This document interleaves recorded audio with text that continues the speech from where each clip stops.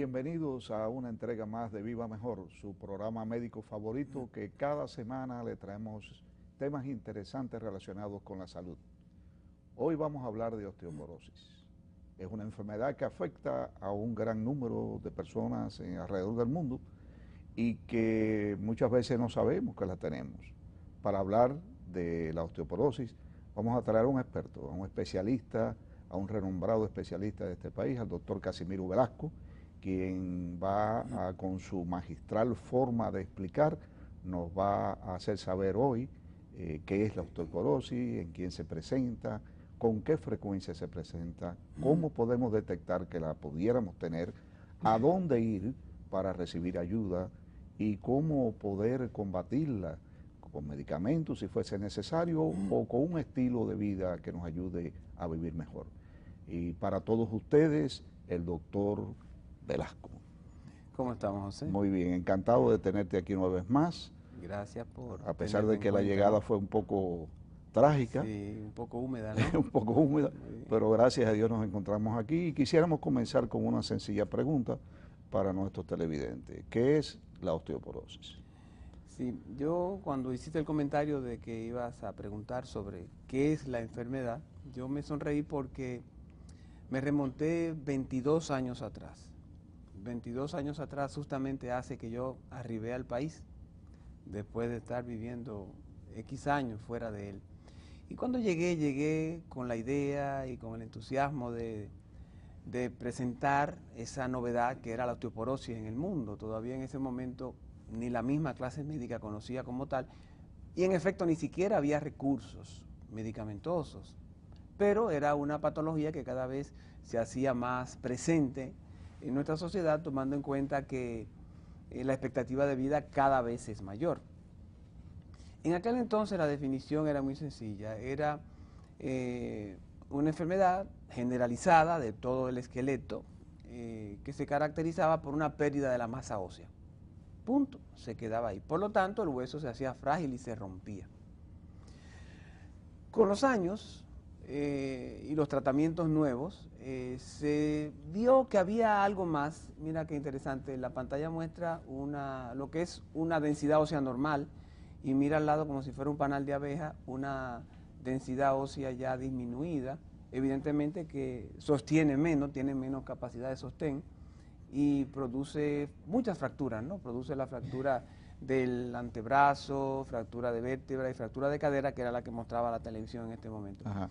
Pero con respecto a la definición, en ese momento se pensaba que solamente era un hueso duro, pero a través del tiempo nos dimos cuenta de que un hueso muy duro se convertía en un hueso frágil y entonces también se rompía. Entonces parece que había que buscar una media hasta que nuevos métodos diagnósticos, no para la osteoporosis, sino para el estudio de la osteoporosis con tomografía virtual y otro tipo de técnica, pues nos dimos cuenta de que se necesitaba calidad del hueso. Entonces hoy lo que se busca es y se define como una disminución de la fortaleza del hueso. Y la fortaleza del hueso la dan dos factores, uno que es la densidad ósea, sigue siendo importante en un 80%, pero hay un 20 o 25% que lo da la calidad del hueso. Pero es muy cruento uno hacer una biopsia ósea, que es un método muy dramático, para ver la calidad del hueso. Entonces se nos hace muy difícil nosotros poder decir ese hueso es de calidad o no es de calidad. Entonces nosotros tomamos en cuenta factores de riesgo, que son importantes. Aquí yo puedo ya meterme en lo que son los factores de riesgo para sufrir osteoporosis. En la medida que usted tenga más factores de riesgo, en esa medida usted tiene más posibilidad de tener osteoporosis y de fracturarse. O sea que es una forma de tú poder decir, bueno, esta persona puede tener osteoporosis o tiene más probabilidades que esta otra, ¿verdad? En efecto. Por ejemplo, la condición de ser mujer. No quiere decir que el varón no la sufra, no. Una de cada 3 mujeres después de los 50 años tiene osteopenia, osteoporosis o ha tenido una fractura, y uno de cada 5 varones igual. Lo que pasa es que lo que comienza a los 55 en las hembras, comienza a los 65 en los varones. Por suerte no tocó eso. Bueno, esa es una ventajita. Sin embargo, otra de las razones por las que la mujer sufre más de osteoporosis que el varón es porque la mujer vive más que el hombre. Por lo tanto, tiene más tiempo para perder hueso y más tiempo para fracturarse. Ahí no nos va para tan bien. rebatir. Ahí no nos va tan bien. Que no te ufanes, ¿no? de que sufrimos menos la enfermedad. Bueno, te decía la condición de ser mujer. Por ejemplo, la herencia es pero muy importante. Si mi mamá sufrió osteoporosis, o si mi mamá se fracturó una vértebra, o se puso chiquita y se jorobó, o se rompió la cadera, eso es un factor muy importante. Después hay otro como puede ser las personas pequeñas, delgadas, las mujeres específicamente que tuvieron menstruaciones muy irregulares, y sobre todo la menopausia, que ya faltan los estrógenos, entonces evidentemente eso hace que el hueso pierda esa protección y comience a debilitarse rápidamente. Y otros factores que sí pudiéramos frenar si hacemos conciencia desde siempre, en la nutrición. Claro que evidentemente sí. Ingerir alimentos ricos en calcio, de más está decir, pero quiero mencionarlo: leche, queso, huevo, y los vegetales verdes, sobre todo, por ejemplo, las sardinitas, la pica pica, esas cosas tienen mucho calcio. Y por otra parte, dentro de la nutrición, tomar en cuenta un nuevo ingrediente que ahora que ha tomado relevancia, y es la vitamina D. Que en el fondo ha sido mal llamada vitamina D, porque realmente la vitamina D es una prohormona, sino que es una hormona. Esto por el complejo mecanismo de acción que tiene la vitamina D. ¿Qué lo da la vitamina D? ¿Qué nos da? El sol. Entonces, evidentemente, tomar sol es importante, sin abusar, para que los dermatólogos no nos echen la culpa a los cánceres de piel. De los melanomas. Pero uno dice, bueno, pero en este país hay mucho sol. Hay mucho sol, entre comillas, porque nos pasamos el día con vestidos, debajo de techos, si vamos a las playas nos embadurnamos de protectores solares, entonces evidentemente que no recibimos la vitamina D necesaria para lograr tener un hueso fuerte y un hueso sano. Y un último factor, bueno, hay muchos más, pero uno de los fisiológicos es el ejercicio. El ejercicio. El hueso que no se ejercita no se queda igual, se pierde. Y eternamente repito el caso de los astronautas. Los astronautas van a los vuelos espaciales y cuando vuelven, si le hacen una densidad ósea, ha perdido mucho hueso, y mucho. Claro, lo recuperan luego, pero pierden hueso por la inactividad, como la masa muscular también se pierde por la inactividad. Y otros factores ya iatrogénicos, iatrogénico quiere decir que agrede al organismo, puede ser fumar, no importa la cantidad, bebida alcohólica de más de 3 tragos diarios, que es lo que de una manera u otra define al alcohólico, haber usado cortisona, más de 5 miligramos de prednisolona durante 3 meses o más, ya es deleterio el efecto, o sea, es destructor el efecto. También quimioterapia, radioterapia, e incluso hasta los antiepilépticos y los anticonvulsivantes pues tienden a producir disminución. Y enfermedades como la artritis reumatoidea, como el hipertiroidismo, etcétera, etcétera. O sea, hay todo. Entonces el médico tiene que ejecutar el arte de la medicina, ver el paciente que tiene delante, no solamente ver una densitometría. Verlo como un todo, doctor. Verlo como un todo, ver la densitometría, determinar los niveles de vitamina D de ese paciente, cómo está su calcio, su fósforo. Ya ahí el médico tiene que hacer lo que le corresponde. Hay una serie de factores de riesgo, o sea, lo que estamos hablando es que hay una serie de situaciones, de enfermedades, de intoxicaciones que pueden causar esto. Pero yo le voy a hacer una preguntita un poquito risueña, diría yo, en ese sentido. Ya se rió, ¿usted ve? Ya veo. En este país, doctor, de todas esas agravantes que pudieran contribuir a la osteoporosis, ¿cuáles son los que con más frecuencia lo causan en la población? Mira, es una pregunta muy comprometida porque no tenemos estadísticas fiables, tenemos estadísticas sesgadas, estadísticas propias mías, pero evidentemente con un margen. Bueno, vamos a hablar de su experiencia. Pero podemos, por ejemplo, decir que la nutrición es un factor importante. Okay. A mí me llamó mucho la atención porque cuando yo llegué hace 22 años se decía que eso aquí no tenía relevancia porque a la gente de color negro no le daba eso, y si hay mestizaje tampoco, que eso era de gente blanca, caucásica, europea, del norte, bla, bla, bla. Bueno, eso era todo el tinglado de antes.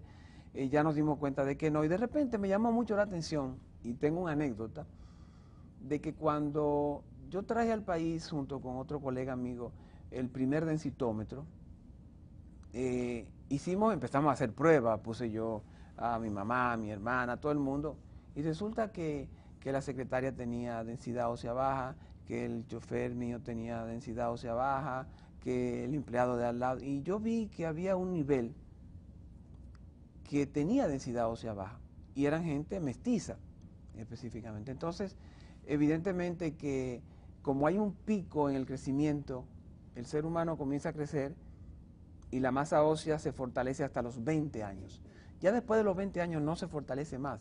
Tú la puedes preservar o con medicamentos hacerla incrementar.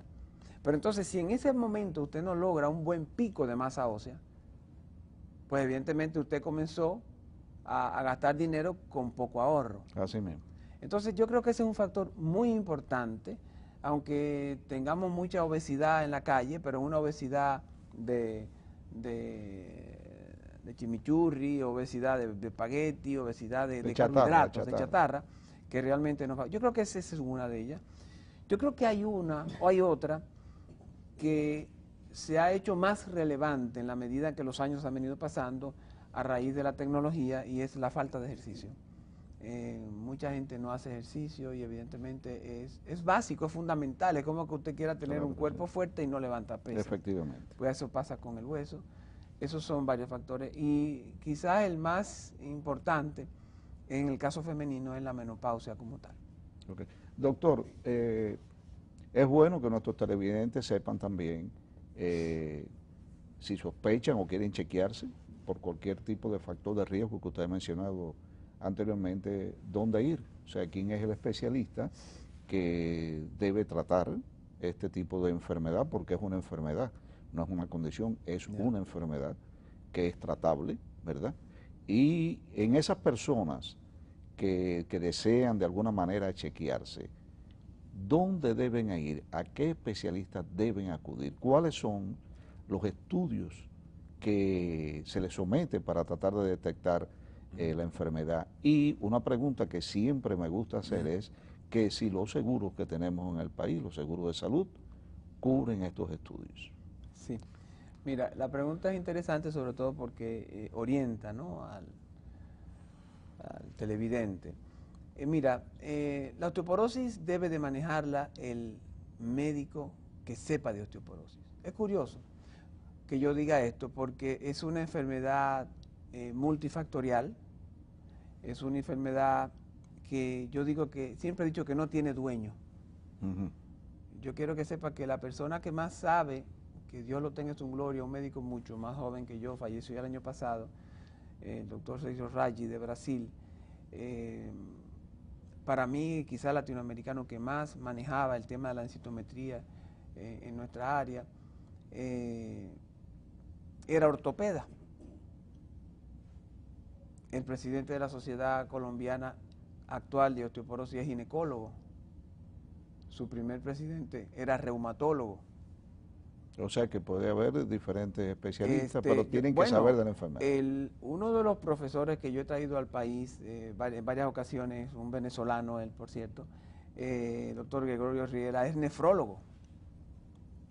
Entonces, ¿por qué? Porque es una enfermedad metabólica, sistémica, generalizada.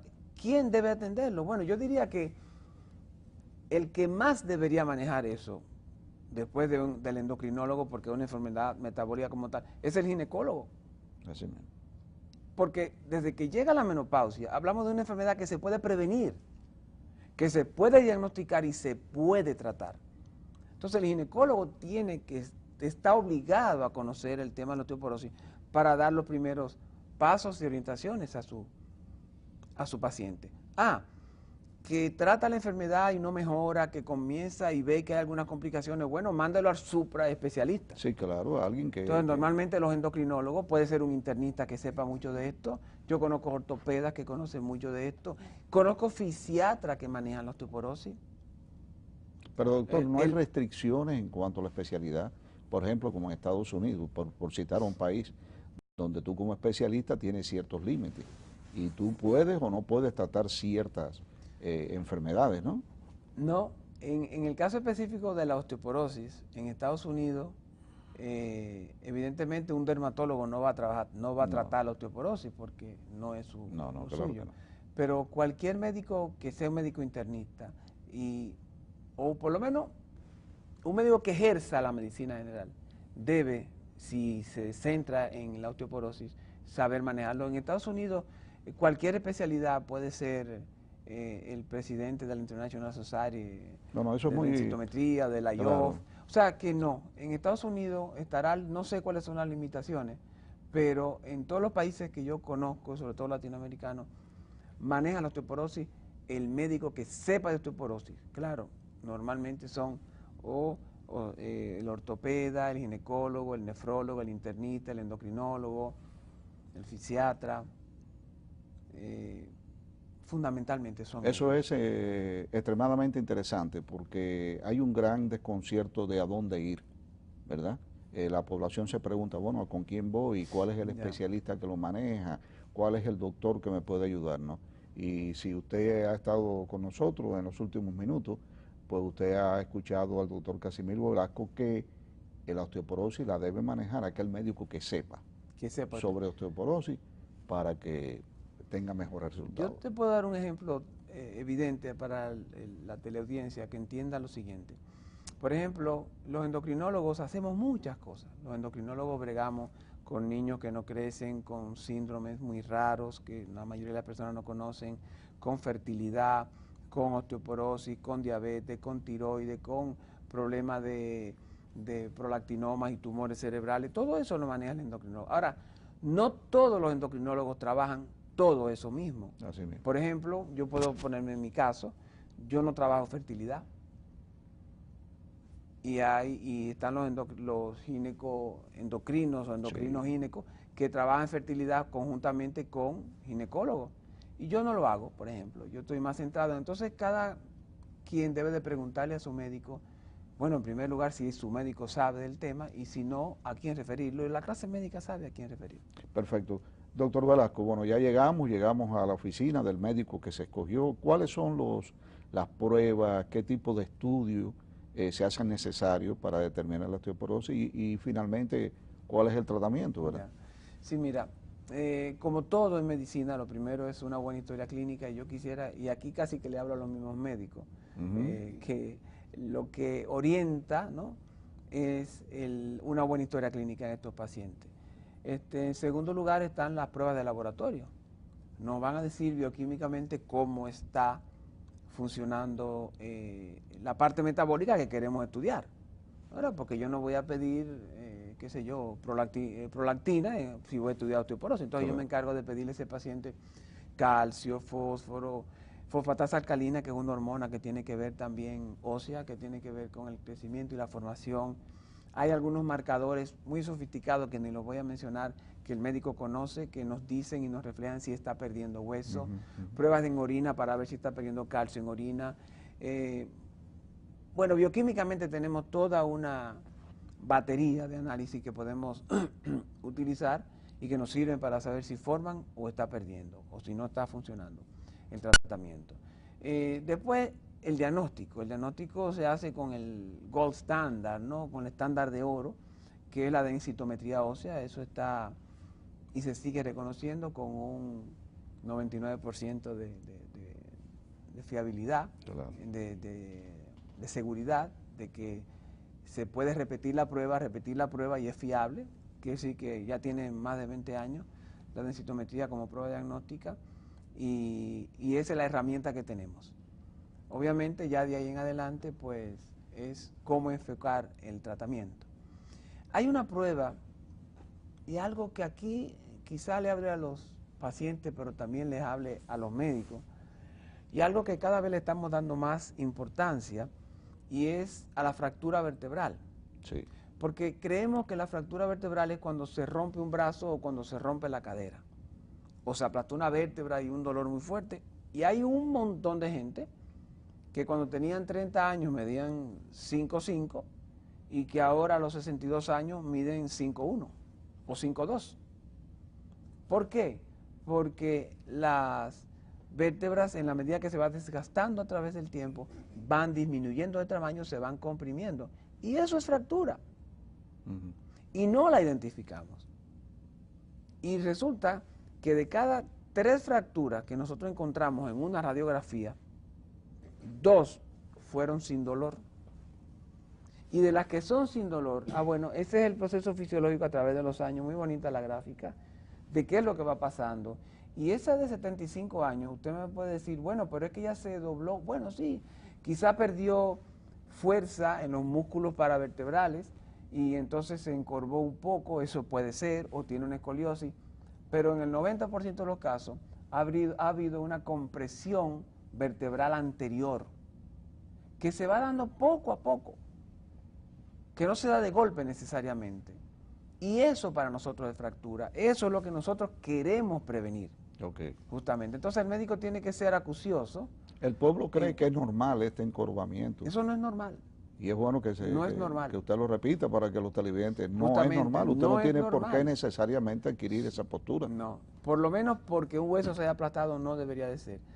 Ahora, a través de los años, la musculatura paravertebral de los músculos psoas-ilíacos que están ahí pierde fuerza. Si usted hace ejercicio, pues muy seguro que usted va a ser una persona más erguida que el que no hace ejercicio. Entonces el ejercicio siempre jugará un rol fundamental para la salud del ser vivo. El tratamiento es fundamental, doctor, para la osteoporosis. ¿Cuántos hay ya? Gracias a Dios. Gracias a Dios tenemos un arsenal, tenemos ¿verdad? Un arsenal de medicamentos que son antideabsorbedores, que son los más experimentados, que son los que frenan a esa célula que reabsorbe el hueso, que destruye el hueso, permitiendo que la que forma hueso haga su trabajo. Tenemos otros que son osteoformadores. Esos crean hueso nuevo. Entonces, como todo, no hay nada perfecto. El que crea que hay algo que lo cura todo, que se lo revise. Entonces, estos medicamentos a veces son muy buenos en una cosa, pero no se toleran bien gástricamente. Así mismo. Pero de repente el otro, hay uno que es endovenoso, que se tolera mejor, pero a alguna persona le produce un dolor en el cuerpo y no lo puede usar. Yo creo que ya ahí el médico tiene que ir buscando. Tiene que ir explorando el que mejor le vaya, y cada vez van a haber más recursos porque ahora mismo están corriendo varios estudios con algunos medicamentos que no necesitan tomarse en ayunas, sino que se pueden tomar sobre las comidas y no producen molestias gástricas y tienen el mismo impacto sobre el crecimiento del hueso. Yo creo que estamos llegando, a un punto en donde el que no haga lo que tiene que hacer es culpable porque los recursos están ahí.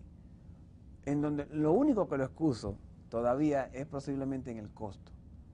Esos medicamentos súper extraordinarios evidentemente tienen un costo. Tú me preguntabas si la seguridad social la cubría. Algunos seguros cubren una parte, algunos de estos medicamentos, no todos. No me quiero meter con SENASA, pero creo que sí, que SENASA financia algunos de estos medicamentos. Y los seguros privados, la ARS, sí ya contemplan la densitometría ósea como un método que ellos subvencionan. O sea que tenemos ahí, tenemos los médicos, tenemos el conocimiento, tenemos los recursos diagnósticos en el país. ¿Estos son medicamentos que debemos tomar por toda la vida o estos medicamentos...? Muy buena la pregunta. No, toda la vida no.